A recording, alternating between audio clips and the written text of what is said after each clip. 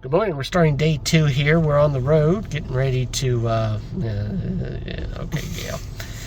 We're at coffee place, so I'm going to have a small breakfast. Probably my biggest meal that I've had. That's not been the dump dinners, but I'm going to do this indulgence just for one day, and then we'll look forward to tonight when we will see what our meal for the day is.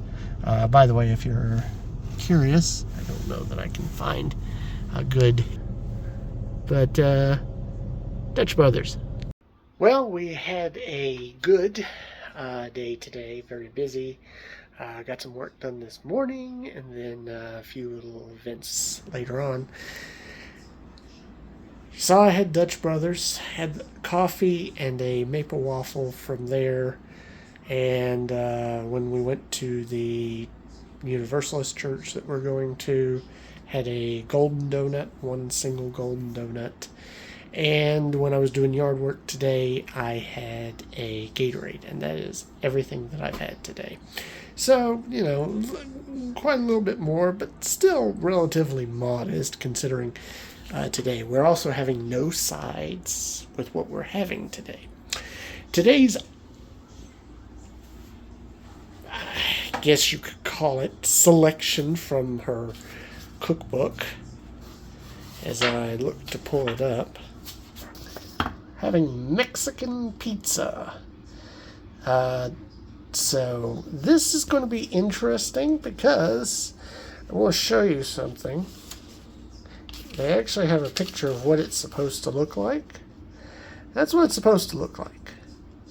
I'm going to guarantee you it's going to look a little bit different than that, because I don't know if you noticed, but the topping was sour cream. Here's the ingredients. There's no sour cream in the ingredient listing. And I did modify that part. There just isn't. So what we have, we've got a pizza crust, just a plain pizza crust that it wanted. Now she wants a 12-inch, but these are the only ones I could get, and they're 10-inch. So we're going to have to modify just a little bit with that, but it's not too big of a deal. 1 pound of ground beef. In this case, we're using Beyond Beef.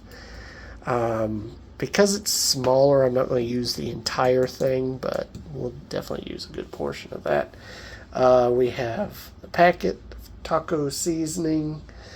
We've got our Mexican-style cheese. We have tortilla chips. We have some salsa and some shredded lettuce. And these are the ingredients that are included in this. And from this, we will make this. So, a couple of things. We're going to start using one of these, put it on a pan, not really do anything with it, but we're going to put it on a pan, start that oven. The oven is going to start at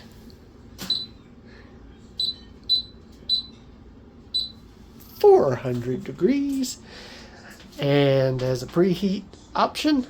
And the first thing we're actually going to do is we're going to cook this meat and mix it up with this taco seasoning. We are back. Date. We have crust ready, oven ready. The seasoning and ground beef is mixed. I went ahead and put it all together, and I'll just use what I need, and the rest I'll just save for leftovers.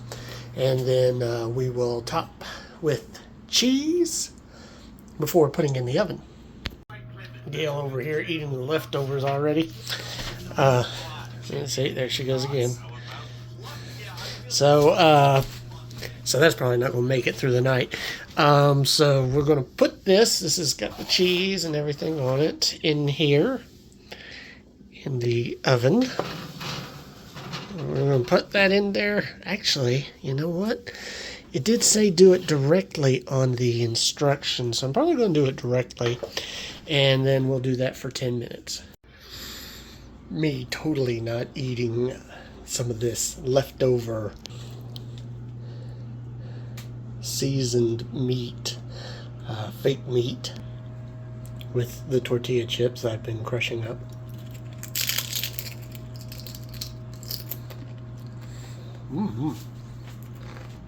But yeah, crush that up. Hit the lettuce ready.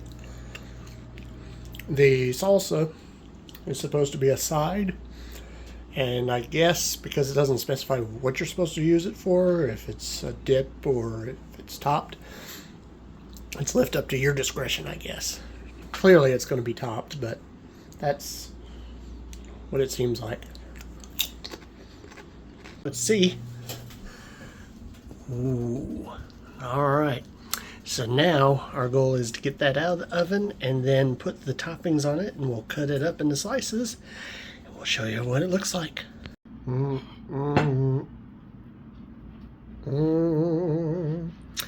Okay, so there you go. A little messy looking compared to the nice little neat tidy one. I put the toppings on before I cut. I don't know if it mattered. I think it would have been easier to do it that way because the lettuce stays on. So what you're supposed to apparently do is take it.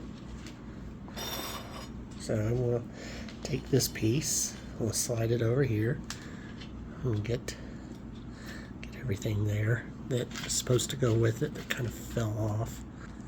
There we go. And then I guess you're supposed to put like some of the salsa on it. And there you go. Now, based on the way that she had it on the pictures, she had this, so we're gonna probably utilize that as well. And I mean, it's Mexican, so I don't see what would be the big deal of not using some guacamole as well. But first, let me try it according to how the cookbook officially has it listed, correct? So let's try to pick this baby up.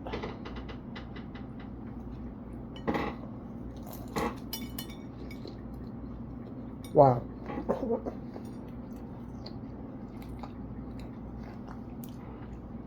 Falling all over the place. It's going to be quite a fun little dish. Trying to eat everything.